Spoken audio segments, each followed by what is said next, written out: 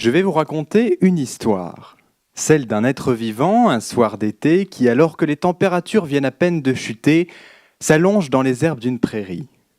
Cet imposant animal, peu délicat malgré lui, s'installe tant bien que mal entre les cailloux et les orchidées et bascule son regard vers le ciel étoilé.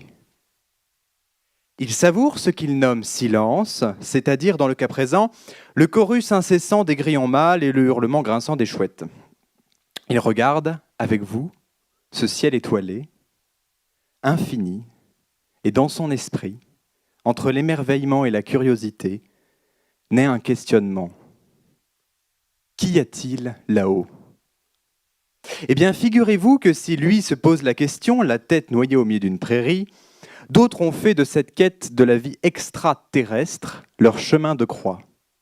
Ce questionnement est une véritable évasion, un rêve qui doit être réalisé.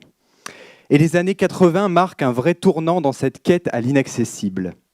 Des milliards sont dépensés pour financer cette recherche, et encore aujourd'hui, ce sujet passionne et des personnes y dédient leur vie entière.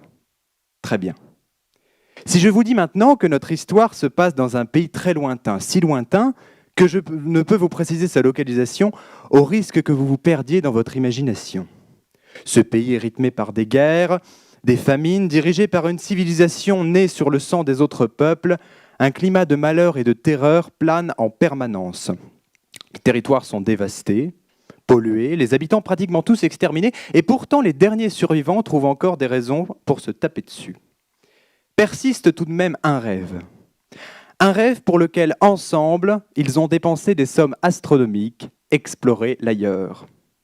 Ils sont prêts à accorder davantage de temps, d'argent et d'intelligence à cette exploration abstraite, à cette quête de flou, à cette recherche de l'incertain, plutôt qu'à leur propre pays, dont ils connaissent parfaitement l'état.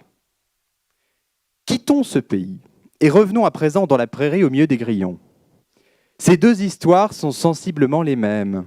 Simplement, nous sommes à un point d'endoctrinement qui atteint presque l'ensorcellement, il faut le dire, et qui nous fait oublier la violence avec laquelle nous avons imposé notre civilisation.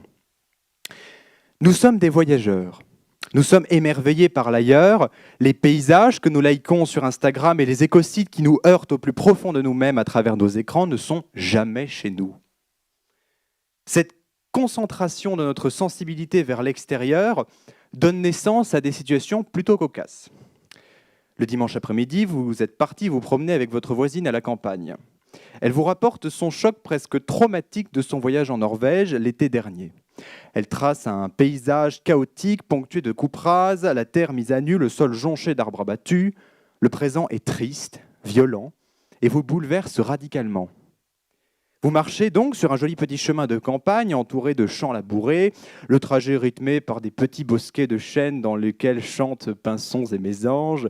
Vous adorez la campagne, il n'y a d'autre endroit pour vous ressourcer. Eh bien, sans le savoir, vous venez de vous balader sur un ancien champ de bataille. Voilà plusieurs centaines d'années que cette campagne dans laquelle vous promenez est en décroissance. Oui, en décroissance de vie. Le chemin sur lequel vous avez marché était auparavant bordé de haies qui accueillaient des individus tout aussi sensibles et conscients que vous. Nos colocataires à plumes, à carapace, à fourrure et à antennes ont été soigneusement exterminés. Les champs labourés qui encadraient votre balade du dimanche ont été méticuleusement vidés de toute vie et de tous leurs habitants. Chaque pilier de la biodiversité a été anéanti. Anéantie a été la diversité des biotopes, les milieux ayant été uniformisés. Anéanties ont été les diversités spécifiques et génétiques, puisqu'à la place des écosystèmes parfaitement organisés qui peuplaient ce territoire, ont été installés des clones génétiques de plantes arrosées de biocides, poussant sur un sol vidé de toutes ses fonctions agronomiques. Ce massacre est un véritable génocide du vivant, et pourtant, il a donné naissance à l'un des lieux les plus ressourçants que vous connaissez. C'est absolument fantastique. Il est absolument extraordinaire de constater que nous scrutons le ciel à la recherche d'un signe microscopique de vie, alors que nous détruisons ce qui est pour l'instant, au vu de l'état actuel de nos connaissances, le seul foyer certain de cette dernière. Nous sommes à la fois biophiles et biocides. L'exploration de l'ailleurs, l'écoute de l'autre est tout à fait digne, et je dirais même plus, est tout à fait nécessaire pour inventer un système autre que celui dans lequel nous vivons. Mais mon introduction est complètement erronée. Nous ne cherchons pas à explorer l'ailleurs, mais à le consommer. L'autre nous fait envie parce que nous ne résistons pas à cette pulsion d'imposer notre culture au nouveau. Si l'ailleurs nous émerveillerait tant, nous n'aurions certainement pas exterminé les innombrables peuples, les innombrables cultures et les innombrables modèles de société à qui nous avons purement et simplement volé l'existence. Cessons cette course effrénée à la normalisation. Il est temps de redescendre des exoplanètes. Il existe une planète dont nous frôlons le sol chaque jour, la planète Terre, et dont nous sommes la seule civilisation à avoir orchestré un bouleversement d'échelle géologique, en quelques milliers d'années. Regardons autour de nous. Les endroits où nous cultivons, où nous nous divertissons, sont des déserts de vie. Nous phagocytons les territoires. Cela ne relève surtout pas de la maladresse ou de l'ignorance, mais bel et bien d'une volonté délibérée et parfaitement limpide. Nous orchestrons le massacre quasi systématique de la vie. Mais il est sûr que qui aurait pu prédire ? Cette phrase est d'un cynisme et d'une bêtise franchement écœurante. Le système est intenable, c'est un fait scientifique parfaitement logique. Mais au-delà de ça, le présent n'est-il pas simplement triste ? Cette banalisation de la sceptique n'est-elle pas finalement une normalisation du simple et du pauvre ? Nous vivons dans un microcosme et sommes parfaitement incapables de visiter le macrocosme. Nous commettons notamment un oubli grossier, celui de la sensibilité qui brûle au cœur des individus. Nous confinons cette crise de la vie dans des tableurs, ne parlons d'elle qu'à travers des graphiques et en évoquant des chiffres si éloignés symboliquement des individus qu'on pourrait presque se demander s'ils ne participent pas précisément à ce développement hors sol de notre société. Comme nous nous éloignons des animaux domestiques que nous tuons dans les abattoirs, nous nous éloignons de ces êtres vivants qui peuplent la surface de la Terre.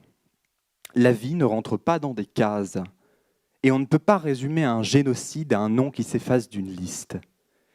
Le grand tétras, oiseau de montagne, relique de l'ère glaciaire, derrière ces 11 lettres qui s'effacent de la liste vosgienne, se cachent des individus qui ont vu en l'espace de quelques décennies leur lieu de vie massacré alors qu'ils perduraient depuis l'ère glaciaire dans le massif.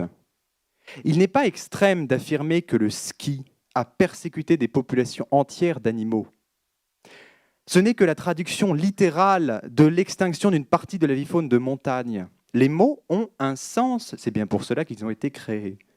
Nous faisons souffrir de manière démesurée, et contrairement à ce qu'il est régulièrement dit, de manière contre nature, celles et ceux qui peuplent et peuplaient bien avant nous cette planète.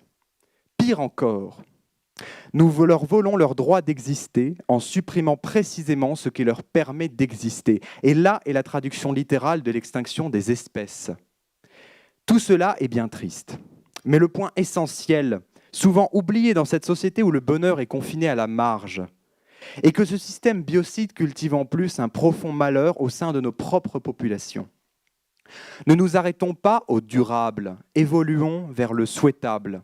Cela nous fera sûrement gagner du temps et du sens. Ce qu'ils appellent transition écologique ne peut être qu'un bouleversement profond du prisme de lecture de nos activités, dépassant les externalités négatives, incluant des questionnements philosophiques plus que des questionnements techniques. Prenons conscience de la complexité de la biosphère à laquelle nous appartenons. Intéressons-nous à nos colocataires. Ne cherchons pas la perfection, mais essayons de nous rapprocher le plus possible du respectueux. Considérons le désastre en cours et autorisons-nous à bifurquer. La vie n'est littéralement des bifurcations. Suivons son chemin. Apprenons à habiter des territoires plus que des surfaces. Inscrivons-nous dans le tempo du vivant. Prenons le temps de penser et de créer. Il est tout de même plus agréable et peut-être plus cohérent de rêver sous un ciel étoilé lorsque l'on sait la vie préservée, un dernier chant de coucou résonnant, le cœur envahi d'odeur, le nez envahi de complexité. Merci de m'avoir écouté.